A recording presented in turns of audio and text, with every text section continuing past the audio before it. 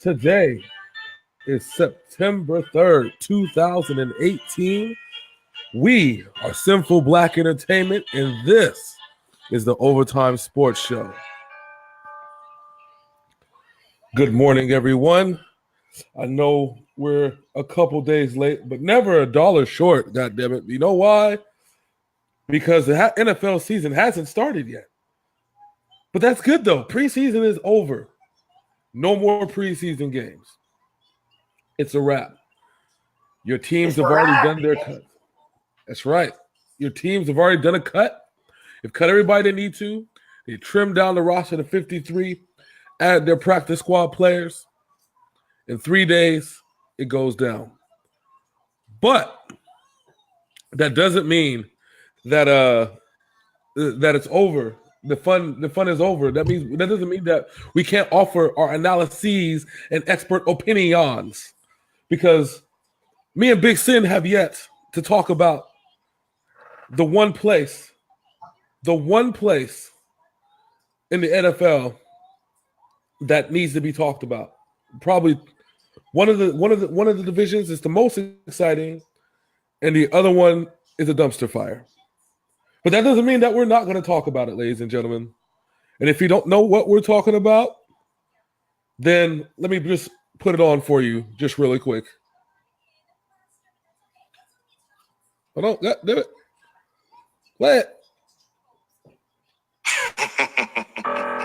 You know what West Coast niggas is gonna tell me? This is too West Coast. You in my own thing. And if you got a problem with that, then let me go bang, bang, bang, bang. And I'll be everywhere in the West. I rep that West. I rep that West. I rep that West. I rep that West. I rep that West. I rep that West. But you know I can't do this alone.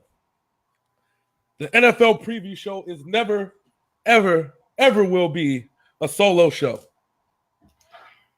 Because that's why we are Sinful Black Entertainment. No matter what we do, even when we're doing this solo, we never do this alone. So, ladies and gentlemen, boys and girls, children of all ages, I'd like to present to you my brother, my man, my compadre, the man that we do these NFL preview shows with always and forever. 3 years now, going strong.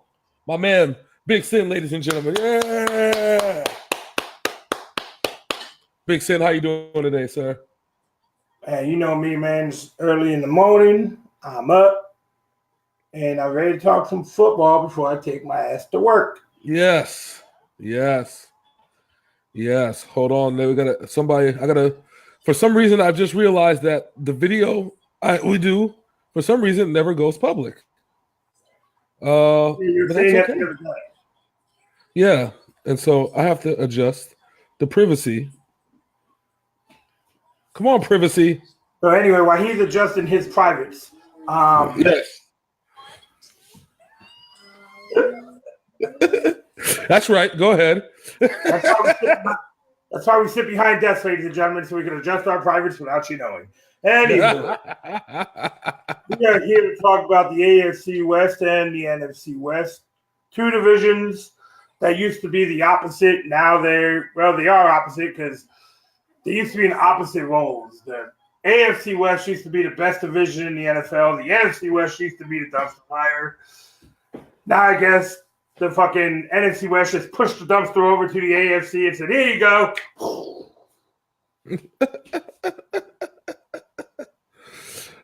And yes, that is correct. The AFC West 2 years ago, literally 2 years ago, and this is crazy, right? The Raiders were good. The Broncos were good. They had a good defense anyway. Chiefs were good, and the Chargers were upsetting teams all over. They were I think they were the worst team in the NFL. We dubbed them. The Los Angeles Chargers, on paper, should be one of the top 4 teams in the NFL. Yeah. I But mean, that's why games ain't played on paper. Exactly.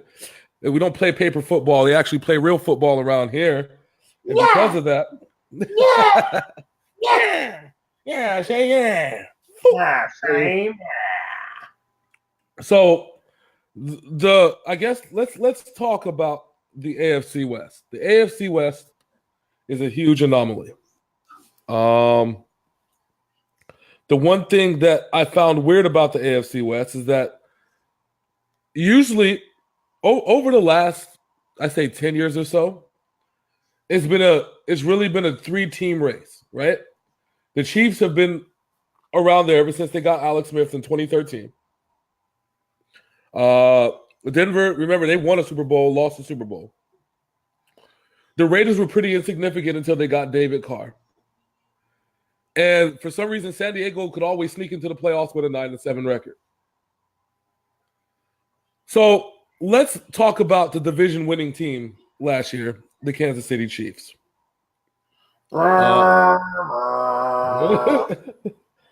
So this is literally a team that I thought the Bengals were bad, right? And I thought Marvin Lewis was bad. And then I start looking at Kansas City. It's not even so bad that, see, with the Bengals, at least when they got to the playoffs, they sucked ass, right? That's been the thing. Once they get in, they're shit. They don't do shit. The Kansas City Chiefs, however, they get in, put on some of the best 2 or 3 quarters in NFL football history, and then somehow, some way, to fuck it up. Last year, their ceremonious exit after being up by what, 21? Yep. They had the game in the wrap. Travis Kelce was out with a concussion, and they were still up by like 20-something. And then, I don't know what the fuck happened. Who'd they lose to? Wasn't Buffalo, because Buffalo didn't win their first playoff game. I forgot who made the playoffs last year. Wasn't it Pittsburgh? Yes. No, it wasn't. It was Pittsburgh. Yep, that's who it was. So they can't believe it. They lost. They end up, the other team ended up coming back from behind. The Kansas City Chiefs lost again in the playoffs after being ceremoniously up by 2 or more touchdowns. But nobody likes to talk about that. Everybody likes to duck those issues, right? So, well, I'm still trying to figure out why Andy Reid sends a quarterback, instead of giving him a couple more years, you're going to trust the guy who took a half a regular season snap last year against Denver, put him in the starting lineup, and now you're going to cut another quarterback in Matt McGloin yesterday. Patrick Mahomes, I think he's overhyped, yo. all right, so the man has a cannon on him. Let's not dispute that. The man has an arm, a ridiculous arm. The man is mobile. The problem with Patrick Mahomes is that he's young. And he's in a division with probably the 3 most experienced defensive coordinators in the NFL. I mean, Gruden's squad, his defensive coordinators are amazing. Don't slouch on the Raiders. Yes, they suck at defending the pass, but they know how to get to a quarterback. Well, I have something to say about the Raiders, too, when we get there. And Denver has Von Miller still upright, walking around on 2 legs. And Denver still has a great defense. They just have a shit offense. And the Chargers have Joey Bosa, who somehow led the team in sacks in half a season last year. Yep. Ain't that crazy, right? And this is year 2. And I mean, the Chargers defense was legit. They were getting to the quarterback. Well, Joey Bosa, the good thing about the Chargers this year is Joey Bosa is not going to hold out for half a season. Exactly. They have him under contract. He the NFL record for sacks this year if he plays the way he played last year. Which I think he can. I think he's capable of it. But now let's take a look at the schedule real quick, because I always think that that's important to kind of dictate where this goes.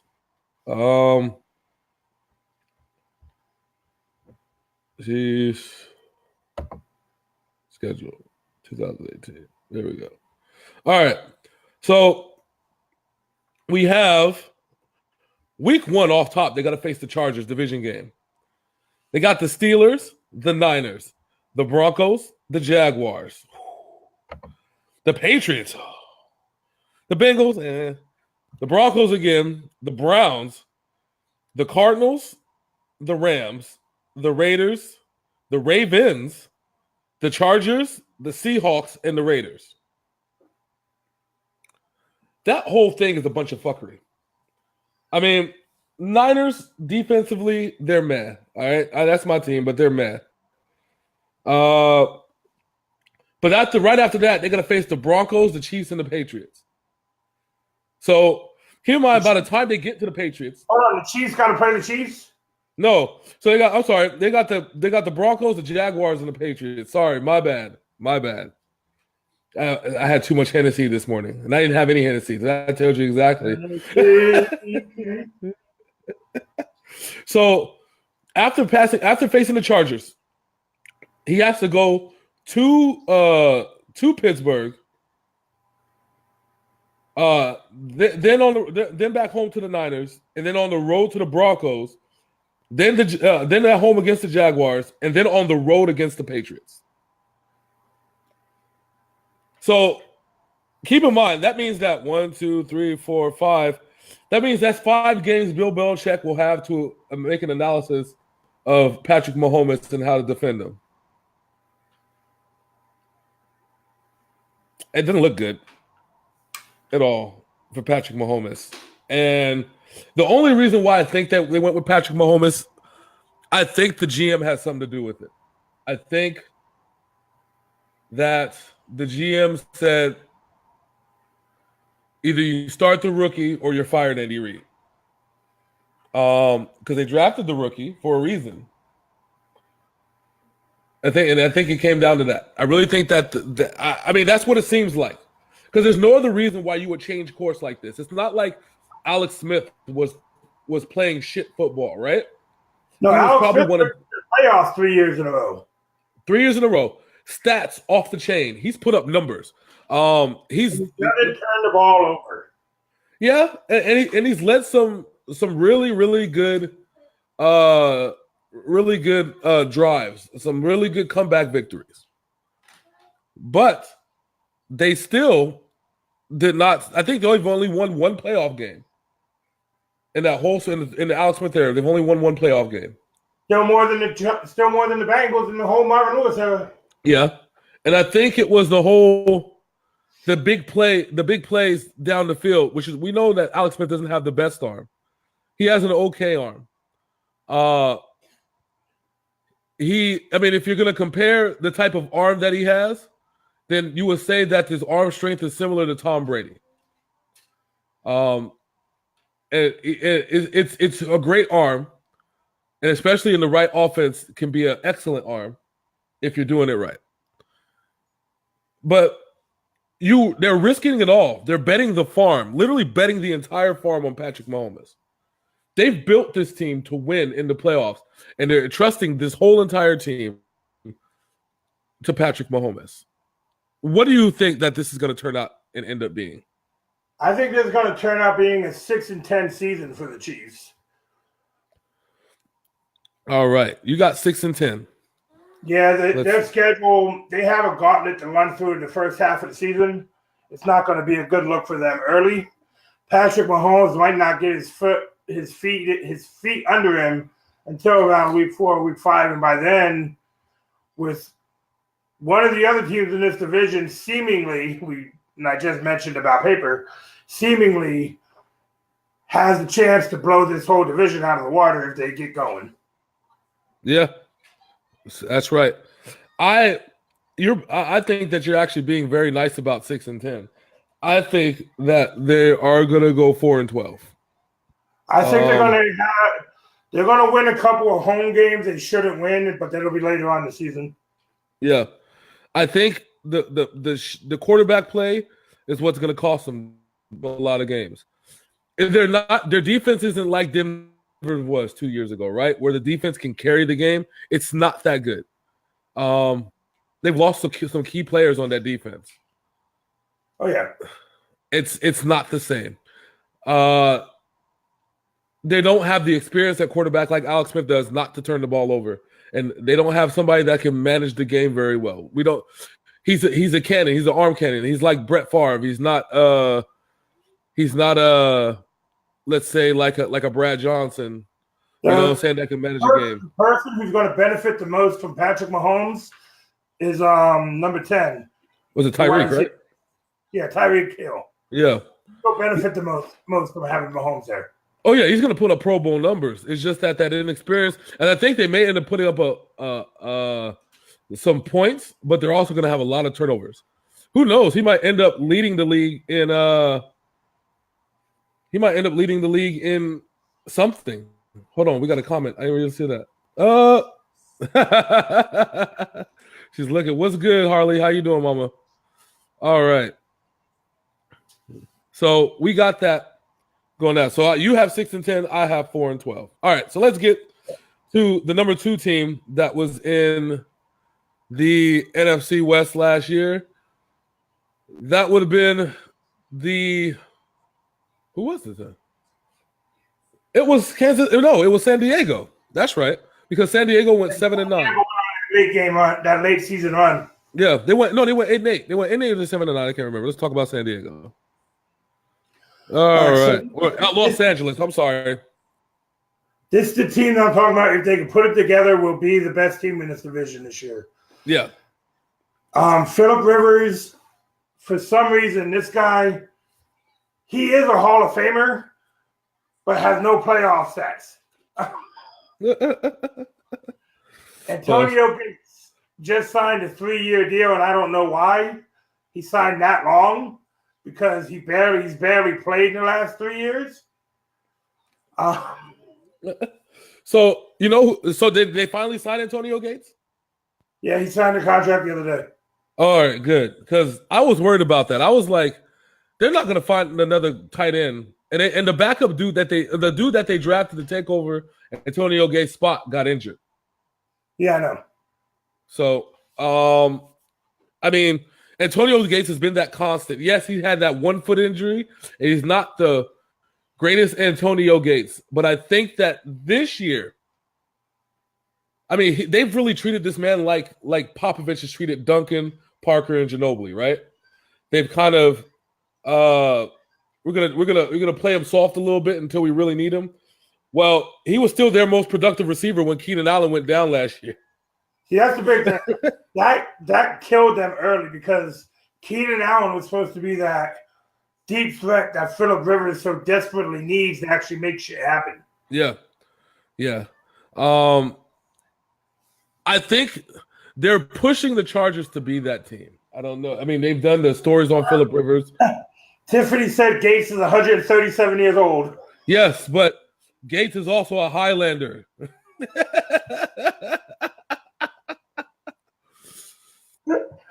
Here we are, born to be kings. He's the prince of the universe, okay? He's a Highlander, and that man can still ball. Whose touchdown record will be broken next 3 years by Gronk. Anyway.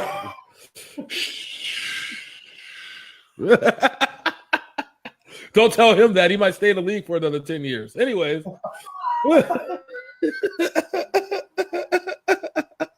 That's right. Never ages. Never ages. So that man, he's going to come through. I think that this is the magical year. I don't know. The stars are aligning. And to have one more Phillip Rivers versus Tom Brady match in the playoffs before both of these two retire, I think would be awesome. If they end up being the number 1 and number 2 seed, I think that's what we're going to be at. I really think I'm feeling it. You know what I'm saying? Because I look at every other team in the AFC. I don't see it. And I don't see that it factor outside of the New England Patriots, right? We've talked about Cleveland going to the playoffs. We've talked about the Steelers and the Ravens might not even get in the playoffs, or the Bengals might not get in the playoffs. We've talked about the rise of the Jaguars, the Texans, but that's still not an it factor. San Diego has that it factor. Again, this is on paper, though. It's on paper, and I understand about paper, right? But last year they were good. Last year they made the run. Do you know what kind of ratings that would be for Phillip Rivers, Tom Brady AFC Championship? These two legends, these two guys that have gone at it for years, chasing the same dream. And one has done it, and the other one hasn't.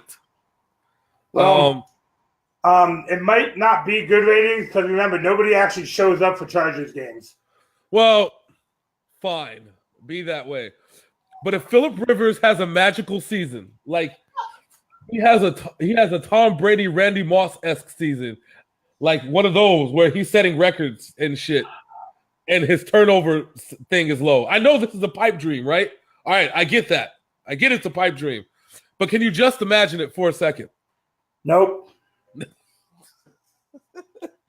Why you got to be a buzzkill, Phil? Why? Because they call me buzzkill. That's why.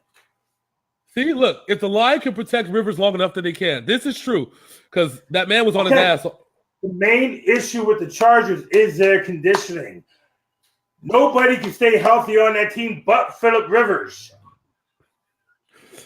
You know why? Because they were too busy moving the entire team from San Diego to LA overnight. They've been tired the whole season, and they finally have recovered somewhere in the middle of it. The last 6 seasons, they have not trotted out the same offensive line 2 weeks in a row. That is a problem. Just a small one. Just a small one. Oh, just a small one? Just a little bit. The San Diego Chargers are going 9-7 this year, and they're going to win the division with that record. I think that you say 9-7. I'm gonna be real nice. I think they're gonna go 12-4, and not only win the division, but they're gonna secure the number 2 spot behind New England. The last time they went 12-4, LaDainian Tomlinson wouldn't take his helmet off because he was crying on the sideline. Well, if we can have those kind of tears when they play the New England Patriots, then that I really want the game. That was against the New England Patriots. Exactly. I want that. So I want Tom Brady to make people cry. So I have to preface this that Tom Brady is my favorite quarterback, next to Joe Montana. All right, Joe Montana made John Elway cry in that Super Bowl when they beat them 55-17. Any quarterback that can make another team cry has become my favorite quarterback. And it just so happens that Tom Brady is from San Francisco. So Tom Brady has more than made just the Chargers cry. Yes. He's made plenty of other teams cry. I think John Gruden blew a gasket one time. I'm pretty sure Bill Parcells threw something at somebody. And yeah. So that's what I got. We got the Chargers going 12-4. I got the Chargers going 12-4, winning division, winning a bye week, and playing the New England Patriots in the AFC Championship. I hope they win the bye week. Shit. They don't play nobody. Well, yes. Well, I mean, remember last season. See, that's the funny part about the Chargers. Last year, in their bye week, they lost 3 starters. So he took 3 L's. Anyway. All right. So now, let's get to the Denver Broncos. I hate talking about this team. I think John Elway's a fucking idiot. And if you hear this, John Elway. They just gave him a 5-year extension. Yes. The Denver quarterback turned automobile dealership owner turned NFL team GM, ladies and gentlemen. I think when he tries to negotiate contracts, he turns into an NFL. He turns into the car dealership owner because he looks like he's trying to screw people. Here's what cracks me up about this whole John Elway thing. Oh, he's a quarterback messiah. What's good, Bruno? What's up, Bruno? Oh, he's a quarterback messiah. Dude, how can he be a quarterback messiah when the only time he actually won something was when he had a Hall of Famer at quarterback. True. Now, I thought it was crazy that Brock Osweiler was actually doing pretty decent. Not Brock great. Osweiler did good because the defense was stopping everybody. There was nothing else to do for Brock Osweiler. The defense did everything. Yeah, but he could have. He put up numbers though, not like spectacular numbers. He put up Alex Smith numbers. You know what I'm saying? He was efficient. He didn't turn the ball over that much. And when your defense is that good, that's all you have to be. Well, apparently that wasn't good enough. No, because we're gonna go draft Paxton Lynch and Fuckerton. You know. Trade Brock Osweiler to the Texans. No. He left and signed it with a contract with the Texans and blah, blah, blah. Now he's back and he's a backup to Case Keenum. And speaking of Case Keenum, the hero of the Minnesota Miracle is going to get killed this year because the Broncos don't have an offensive line. Probably. And but let's be real for a second. Actually, that is probably about as real as it gets. He's going to get killed. He has tools, but I think right now he has the tools to win. He has two great receivers. The only tool in Denver is John Elway. Yeah, true. But I mean, they have some great receivers. They have some. They have a good running back. Did you say great receivers? Demarius Thomas is a great receiver. When he can actually hold on to the ball, motherfuckers have butterfingers for 3 straight years. Well, he's also barely ever had the ball thrown to him because the quarterback keeps getting put on his ass. Because his fingers are cold. You know that? It's because his fingers are cold, Phil. That's why. Oh. He wears gloves. Mr. Bruno, I'll join you there as soon as my wife wakes up and gets these kids taken care of. So, anyways, so these you got to look at it like this, right? I think that they're good enough to win. But I think that they won't win. And the reason why is because they don't have anything built that's good enough, right? They don't have anything that's that you can say, hey, this sticks out and this will make them win. This sticks out and this make them win. Literally, they are a shit show. They're well put together, but they're a shit show. I don't have another way to describe them. I want to try and be nice, but I can't. Not with Denver. Not as long as John Elway still exists. I will never be nice to Denver. I don't think that. Not only do it's not that they'll be bad. I don't think they'll be like, 4-12, 3-13 shit, right? I think that they will be 8-8. 8-8? 8-8. I want to see something real quick. Okay.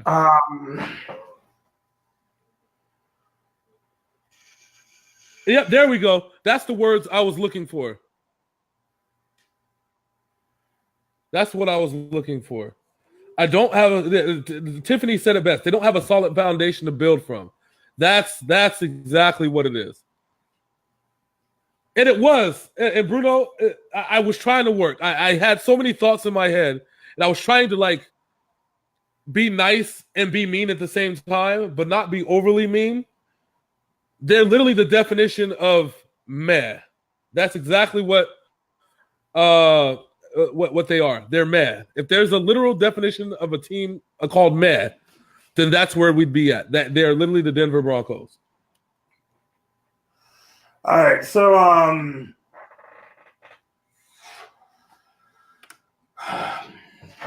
the Broncos lost their best running back from a year ago. He signed with Buffalo, I do believe. Yes, that's correct. Not only that, their defense is getting older, and Von Miller is not going to be able to carry this defense the way he used to. True. They lost Aqib Talib. They lost a lot on defense. All those key players are gone. This team will be 5-11 or 6-10 at best. At best. Yeah, no, you're right. You're right. Hold on, give me a second here. See, when you have kids and they break things, they say, Daddy, can you fix this for me, please? I'm like, sure, honey, I will fix anything for you because I love you. And I love you too, Daddy. Now hurry up and fix it. I don't even know where the fuck this shit goes.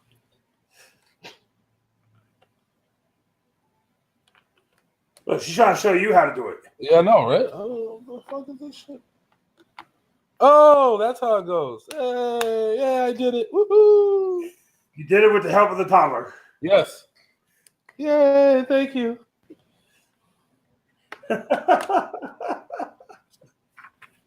Sima, we did it. I put together her Shopkins toy. Yeah, I did it. That thing must have came from IKEA.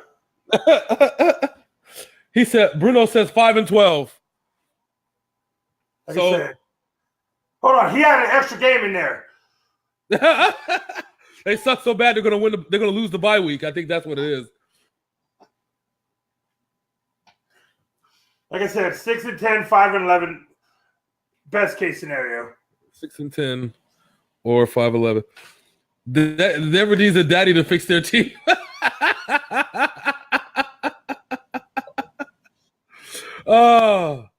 Oh, we're so bad. We're so evil. All okay, right. so before we even announce the next team, I'm just going to say this. This next team is probably the dumbest team in all of football.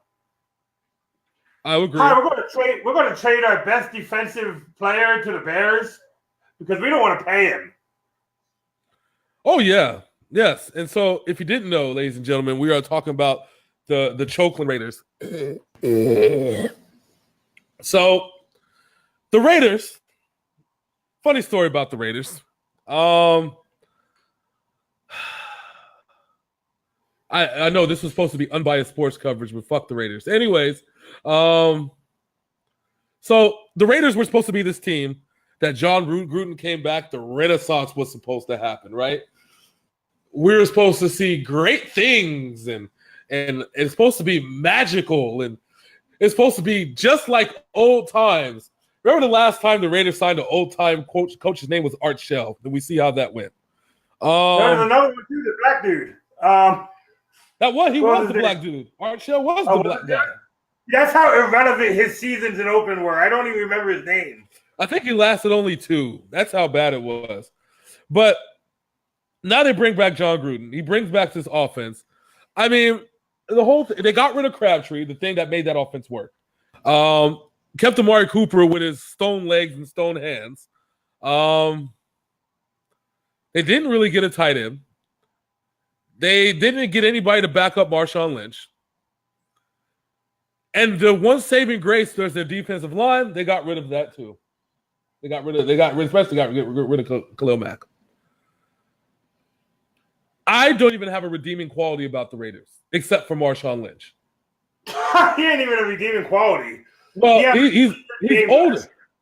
Exactly. Well, he's older. And that's not saying that he can't produce, but he's older, and you needed somebody to back him up. You can't use him as a cowbell back. I have no idea how this season's going to turn out. But you want me to tell you how the season's going to turn out? How? I'm gonna tell you how the first 5 plays for the Oakland Raiders are going to go this year. Okay. I form, fake handoff, 2-yard dump pass. I form, fake handoff, 3-yard dump pass. I form, screen pass. I form, running play for 2 yards, shotgun, interception. Damn.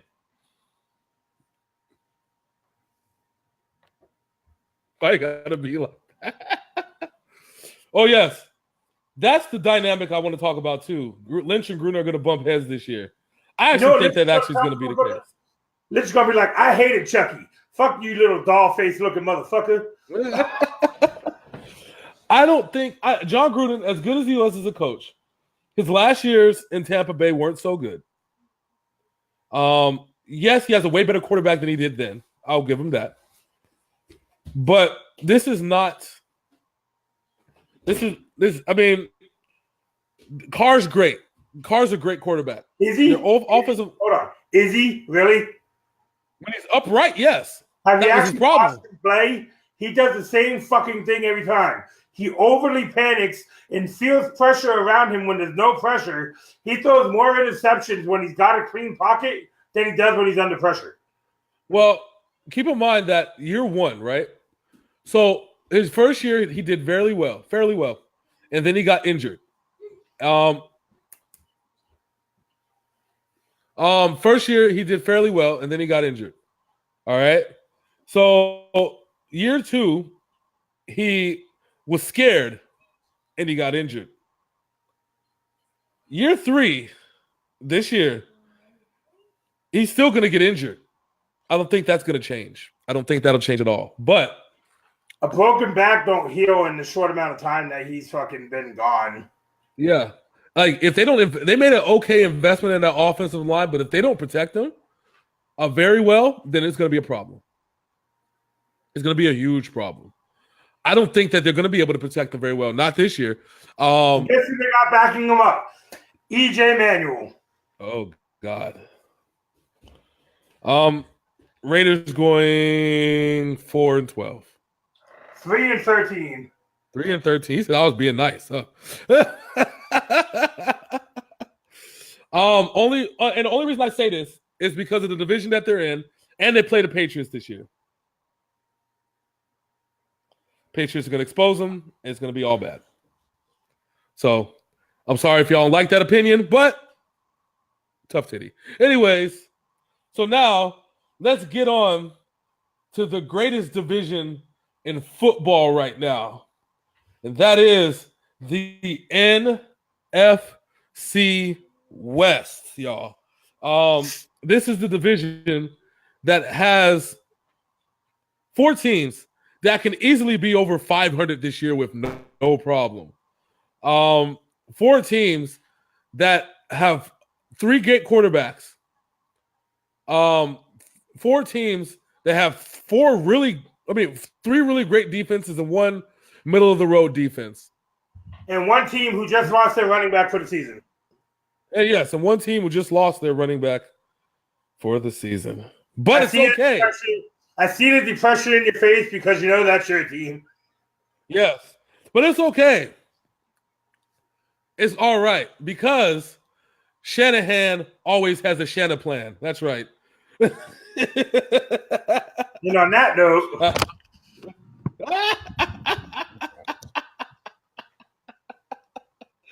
Oh, I'm sorry. I had to say that. That was a horrible. Anyway, a horrible. I know.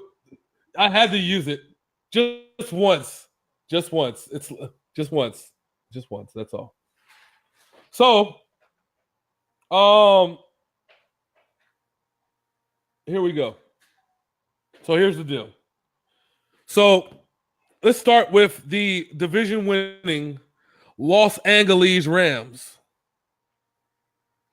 You know what I like about the Rams? You know what I like about like Sean McAvoy? What? I like about Sean McAvoy and what the Rams are doing right now is they're saying, fuck it, pay everybody and let's go get this thing. Yeah. I'm fully impressed. I'm fully impressed by Sean McAvoy's team building. I'm impressed by the owners saying, you know what?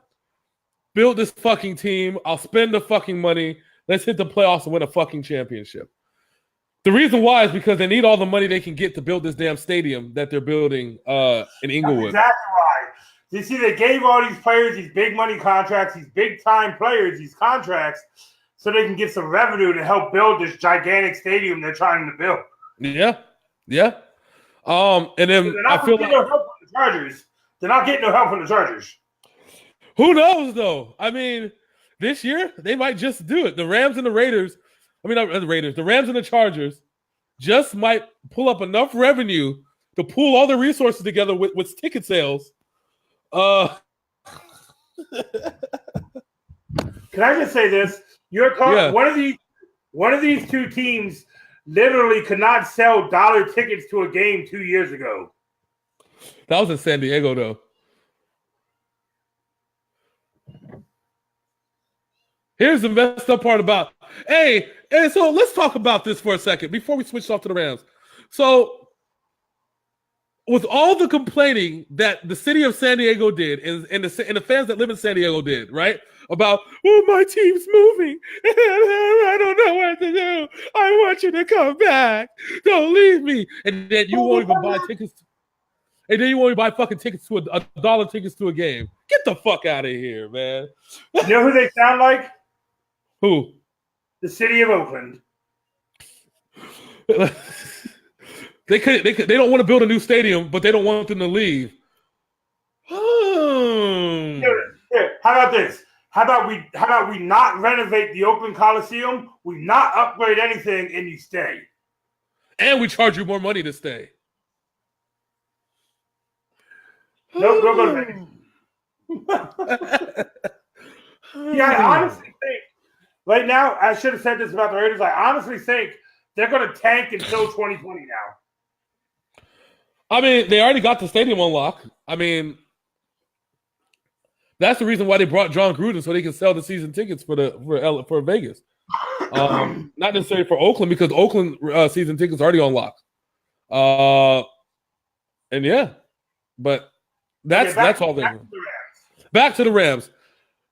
The Rams are starting to look like the 94-95 49ers in the sense of they're buying all these players and pushing to a championship. Are you calling Jared Goff? Steve Young? No, not in a million years. The other quarterback you guys had there for a couple years. Steve, I got you, Babe Bono?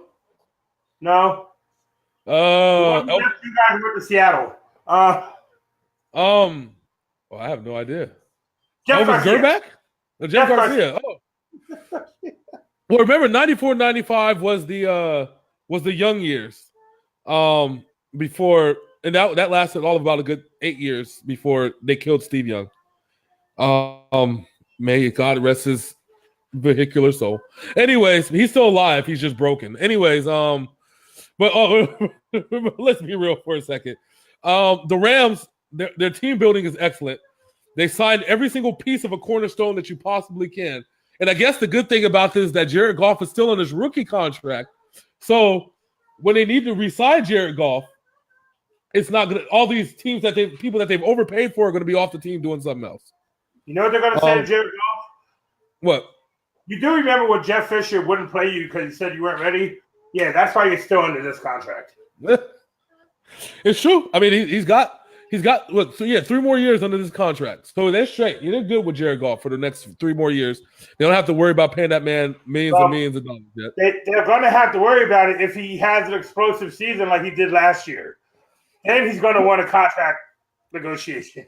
Well, that's cool. Because remember, the people that they signed the big money outside of Aaron Donald, they only signed for 2-3 years. So, but Brandon Cooks gave $185 million for 5 years. So that's going to be a looming contract over them for a little while. Well, which is crazy, which I thought it was funny because Sammy Watkins, right? He was on the team last year. Yep. And they were supposed to sign him to that big money contract. And Sammy Watkins dipped on him, right? Sammy Watkins dipped on him, and then Bill Belichick got tired of Brandon Cooks sacrificing his own head to try and make extra yards, so he cut Brandon Cooks from the Patriots. Yeah, well, I mean, it's too bad how sad. You gotta remember, obviously, Bill Belichick. Because that one meme came out. Will somebody please wake up Brandon Cooks from that hit he took in the Super Bowl and tell him he's on the Rams now? I feel like when I see those memes, right, I feel like they just pulled up Brandon Cooks on a stretcher into the Rams stadium and just threw a boatload of cash on him. That's how I replay this in my head. You know. Like, where am I? Where am I? You're in Los Angeles. Why is all this money on me? We signed you for 5 years, $185 million. Why? Because you told us to. Just lie back, relax, calm down.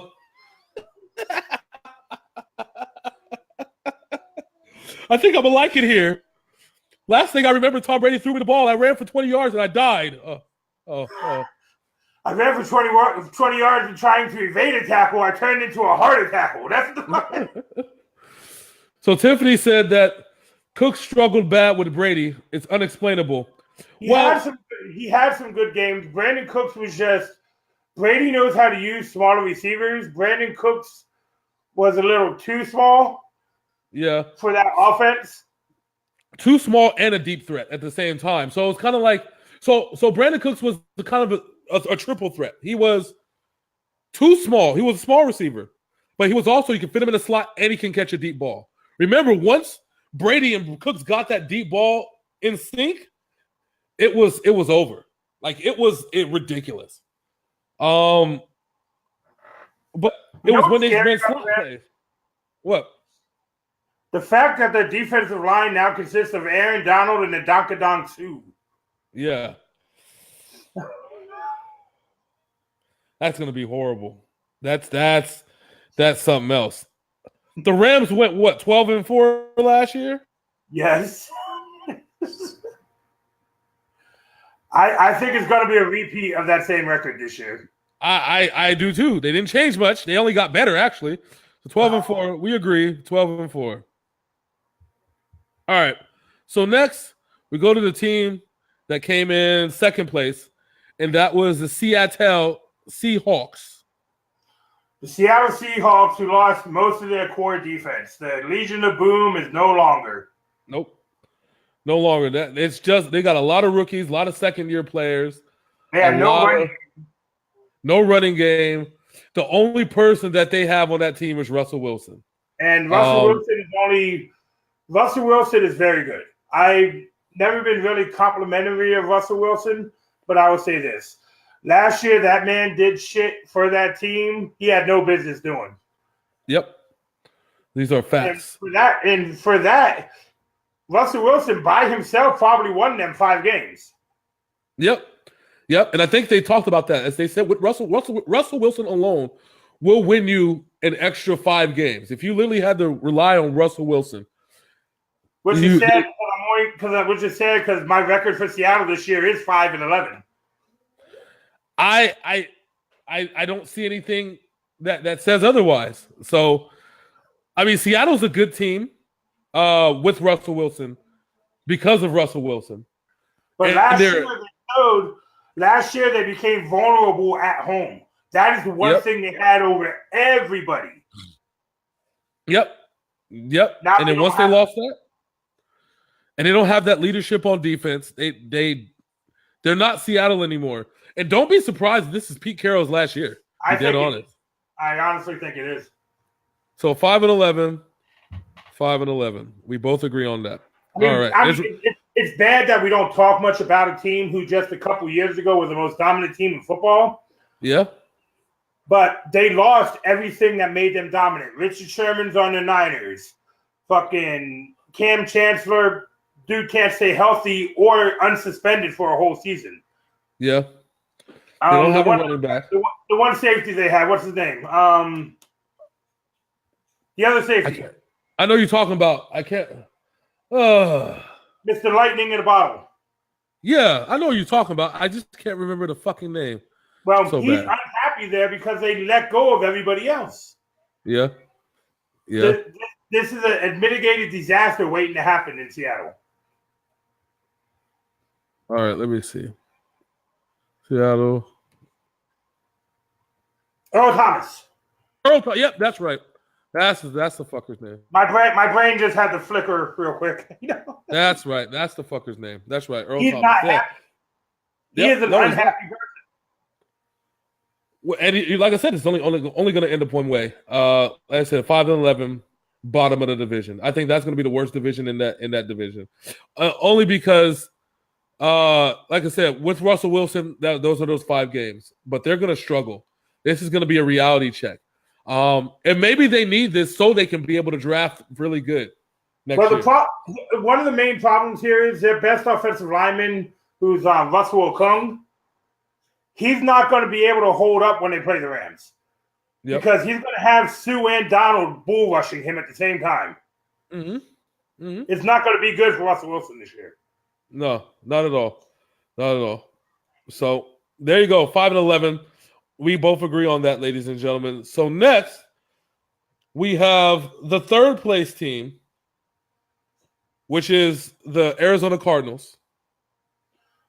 1-15. I'm saying it right now. 1-15. Damn, like that? 1-15? He already said. He just said 1-15. So the Cardinals still have the starting quarterback, ladies and gentlemen. Sam, I can't stay healthy for more than 5 games, Bradford. Oh God, I'm sorry. They should have went with the rookie. And their O-line, which was the best in football last year, they lost 3 of those players, and now they're the worst O-line in football. Josh Rosen, it's Rosen that's the quarterback there. The rookie, he actually performed well in the preseason. He did his thing. I really thought that as good as he was, that he was going to start. But they paid Sam Bradford way too much fucking money for him not to start. So he's going to start. He said 1-15. He's dead. Already. Oh.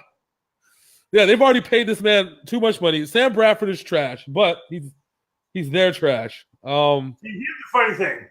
Sam Bradford lost his job to a 3rd-string quarterback last year and never got it back. This is true. That's what happens when you get injured. Do you know that Sam Bradford, dollar for dollar, or dollar per game, is the highest paid quarterback in the last 10 years? Did you know Sam Bradford, his contracts have tripled those of Tom Brady's, and Tom Brady has 5 championships?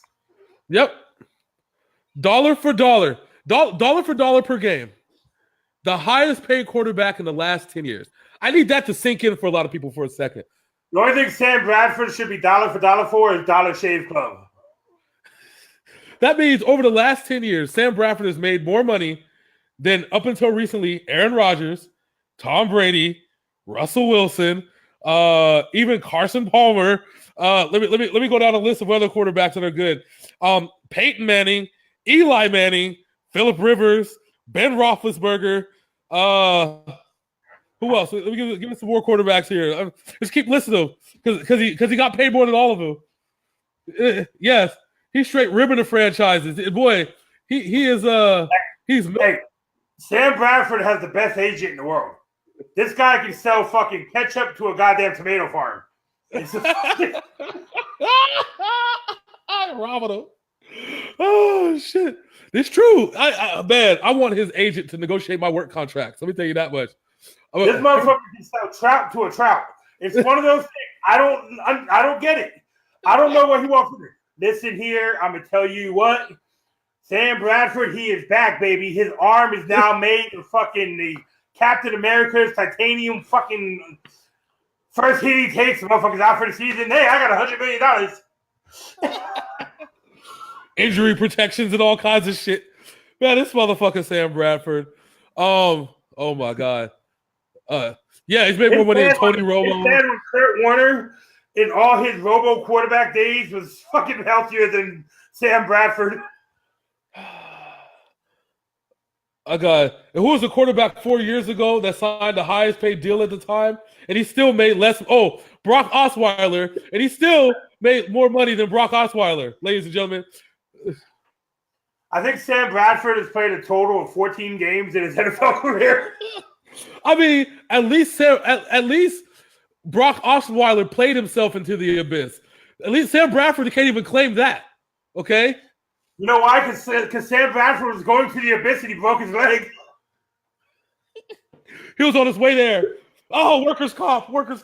There it is. That's the perfect analogy. Sam Bradford is that workers' comp employee that knows when he's about to get fired, intentionally gets an injury. There it is. Sam Bradford is fucking E04 for Friday. My neck, my back, and my back. Oh, God, I'm going to sue. I didn't make that $1 million. But I sent her out of court right now for $70 million guaranteed. Oh, God.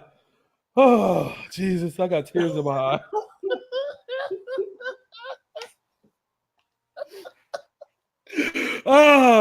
And on that note, Arizona's going 2-14. I'm gonna be nice. They'll win a second game.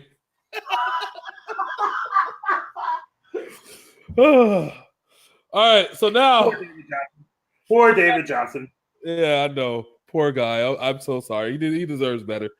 So now we got to get on to my San Francisco 49ers. And this is where I just do this. Why it's got to be like that, okay? Why it got to be like that? Because the 49ers made Jimmy Garoppolo the highest paid quarterback in the NFL off of 6 games. And he's still going to make less money than Sam Bradford. Anyways,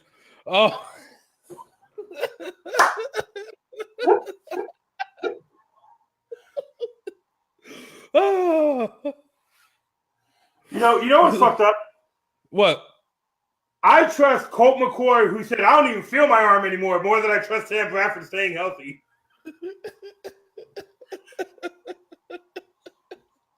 It's true, though. It's true. Now, Sam Bradford, right? No, fuck Sam Bradford. Fuck that nigga. Fuck that puto. Anyways, so the 49ers, you said before we talk about the Niners, can we take a knee? No, because we actually want to keep our contract. There we go. We don't want to get fired. Who knows? Facebook might suspend us and shit, ban us. We're going to get signed to MySpace. Anyways. Facebook already don't like me, so it don't really matter. Facebook and YouTube don't like us. That's a collective whole human being. YouTube's like, they're too extreme for us. Facebook is like, what the fuck is wrong with these guys? Right. Let's talk about the night. Yes, I understand that Jimmy Garoppolo is the highest paid quarterback off of 6 games. Still less money than Sam Bradford. But the whole thing... Sam Bradford's been in the NFL for 10 years, and Jimmy Garoppolo has played half as many games. Exactly. That's sad. Oh, my God. That's so bad. I trust Jay Cutler more than Sam Bradford. God damn. You found found things I trust more than Jay Cutler. Wow. And Sam Bradford is finally you finally achieved trust with Jay Cutler over Sam Bradford. At least Jay Cutler can play 16 games, even though he'll be out for a week with a cracked ass. But anyways, I mean, you know how Jay Cutler do. You get on the stand, he puts a cigarette in his mouth. All right. Famous line. I don't have to be in shape to be an NFL quarterback.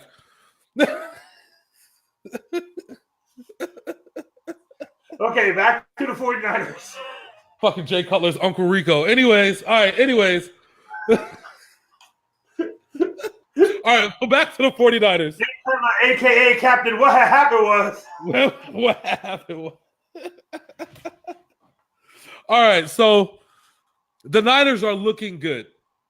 They have a franchise quarterback who's actually showed off in the preseason, all right? Like, so when he's played, Jimmy Garoppolo showed his ass. He finished last season great. There's the first 6 teams that he has to play have not played Jimmy Garoppolo. Even though they have film, they don't know if their personnel is going to work. The rest... Only 9 teams have played Garoppolo. Exactly. So that's it's more than likely you're gonna play a team that has not seen him in action than has at this point. Very true. Very true.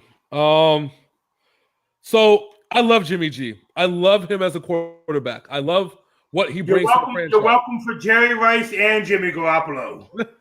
Hey. Am I wrong? Did I say you were wrong? I just said, hey, okay? See, what people might not know, because it wasn't a big deal back then, is the New England Patriots drafted Jerry Rice and then traded him in the draft to the 49ers. There you go. Why you gotta bring up bullshit?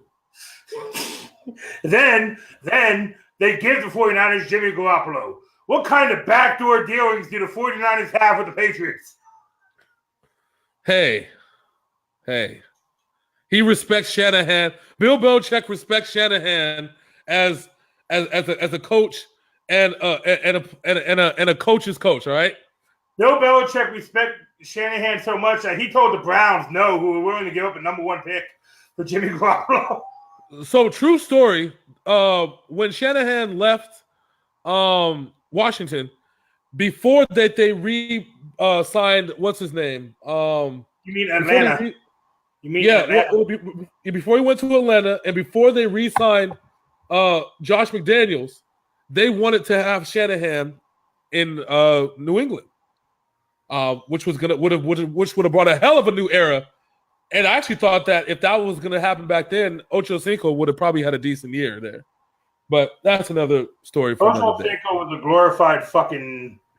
Never mind. I'm not even going to get in on Ocho Cinco right now. Yes, we won't. That's, like I said, another story for another day. Let's talk about the positives. We have Jimmy G. He has an ace receiver, Marquise Goodwin. We're deeper receiver than we've ever been. Defensive line looks good. Defensive line is under contract, and we still have $30 million to play with under the cap. The only question, we have 2 big questions. Corner, which is Jimmy Ward, and our running back situation, which is Jerick McKinnon. Now, the first situation, Jerick McKinnon is now out for the season. Yes, he's out with an ACL. But the good news is that we have Alfred Morris. Now, if anybody doesn't know who Alfred Morris is, he was in Washington with Shanahan under the RG3 era. He knows how to use Alfred Morris. Alfred Morris had his most productive years under Shanahan because he knows how to use Alfred Morris. I think Alfred Morris was like the number 3 or number 4 running back in the NFL both those years under Shanahan with RG3. And that was the RG3 and Kirk Cousins days.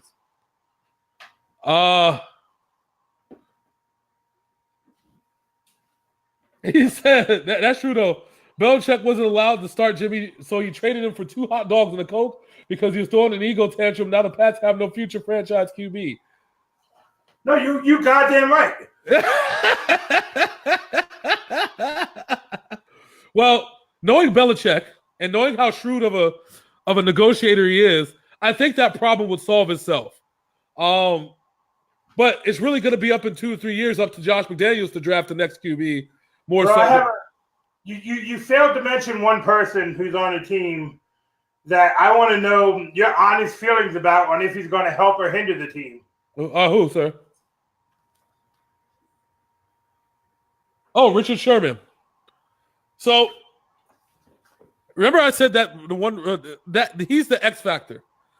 I really think he has not been the same since he tore his Achilles. That's true. But I think that they're not going to match him up against their big receiver. That's not going to happen. Like, he's not going to go against Julio Jones. But he wants to. I mean, he wants to, but they'll probably end up like double covering him, but he's not going to do solo. I don't think that under big speedy receivers, he doesn't have the speed anymore. I don't know if you've seen it, but remember Marquise? Did you see the training camp episode between him and Marquise Goodwin? You talking about when Marquise Goodwin left his ass like 50 yards behind him? Yeah. Yeah. Remember, now keep in mind, Marquise Goodwin is an Olympic track star. So let's just kind of, and that's not an exaggeration. He literally tried out for the Olympics. But Richard Sherman will take out your slot receiver. He'll take out your second best receiver. And depending on if it's man or zone, we'll take out your big receiver. They're not going to leave him on an island. Sherman Island doesn't exist anymore. But I think you're seeing a more experienced Sherman, somebody that's going to come in and teach these people, teach these young guys how to do it. I really hope that he takes Jimmy Ward under his wing because Jimmy Ward has been getting burnt out there, and we got rid of Eric Reed. And so I'm just like, what the fuck?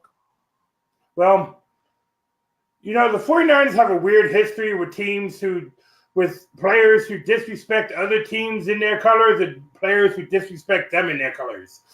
The reason I say this is the first one that comes to mind is Terrell Owens. Remember, he stood in the middle of Cowboys Stadium and taunted the Cowboys and got tackled by Emmitt Smith. You remember that, right? I remember that, yeah. A couple years later, Terrell Owens has become one of the best receivers in Cowboys history. Yeah. Yeah. Richard Sherman literally said San Francisco could suck my dick. Oh. Is this one of those 10 things the 49ers want you to forget about Richard Sherman? Richard Sherman, who called Michael Crabtree a faggot and then grabbed his cock while standing over him. Well, and who you guys are entrusting your defense to now. Swagger. We needed that swagger. We haven't had that swagger in a long time. How do you know he's not a double agent? Because Seattle sucks. What would you do if the only 2 wins that Seattle got this year were against the 49ers and both of them were game-winning touchdowns against Richard Sherman? If that happened, I'm pretty sure Richard Sherman get traded by week 8.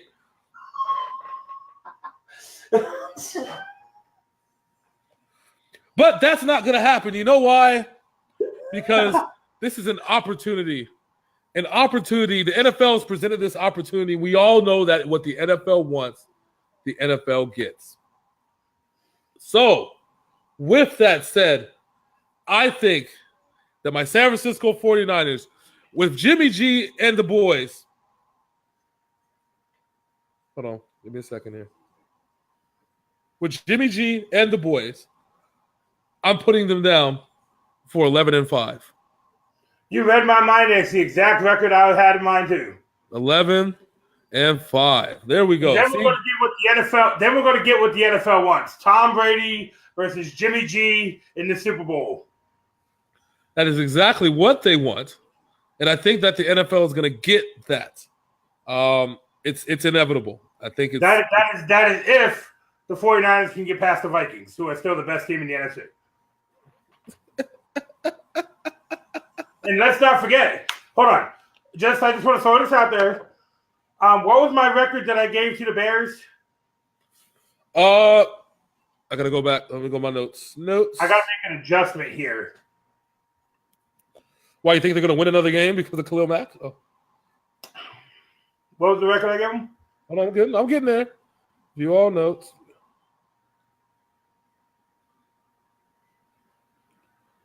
Where's the North? There you go. All right. So you said they're going to go 8-8. All right. So adding Khalil Mack to that team, yep. I give them 2 wins because that defense just got a whole lot better. 2 wins? I give them 2 more, so they're going to go 10-6. All right. So we'll say. So edit. We'll say 10-6.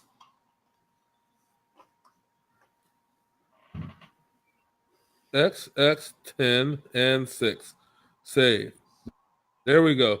You're now penciled in for 10-6, sir. All right. So this has been one more year of our NFL preview show. Year 3. I feel it. I love it. So, Mr. Sin. Yeah. Wednesday, what is your schedule looking like on Wednesday, buddy? I work the whole entire day, but I get home around I get home 8 your time.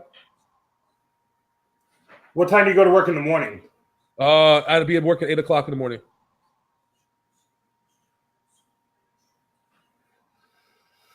Okay, I'll stay up Wednesday because we got to do our I want to make Wednesdays our NFL Pick'em days. Okay. With the games being on Thursdays every week and shit. So yeah. The NFL Pick'em show? Yep. All right, we can do that. I'm down for that, sir. During that show, we can do fantasy dark horses if you want to. Okay. We can do that. Tonight, we're doing the NFL. We're doing a Madden game before we go trade it in on Tuesday. Yeah, I get home at 3:30, so I'm available anytime after that. Okay, just hit me up when you get home, and if worst case scenario, it'd be at like 8:00 my time. All right, no problem. All right. So Did you see Amy actually tried Madden yesterday? yes, how bad was that? I saw a little bit. How bad did it turn out? It's fucked up because she quit, gave me the controller. I scored 2 touchdowns in like 40 seconds, and then she came back in and took credit for it all. But horrible, blasphemous. All right, so I thank you, Big Sin, for doing this. I thank everybody that came in that watched the show, Tiffany and Bruno. I appreciate y'all very much for riding with us. It has been a pleasure. We do this every year, and we never get tired of it, and it becomes even more fun every year that we do it. One thing that you can trust more than Jay Cutler is us doing this show every year. Oh, that's kind of, yeah. Because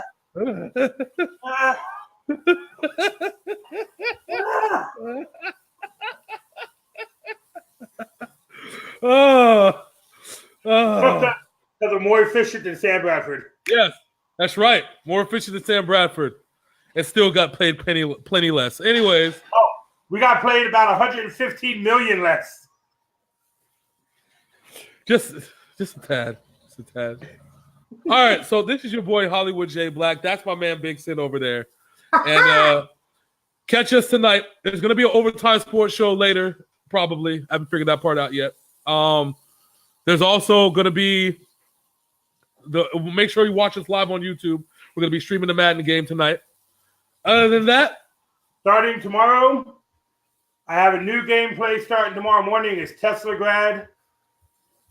It'll be that's set up for the next 7 days. So okay, well that's what's up, sir. And we out this bitch as a deuces.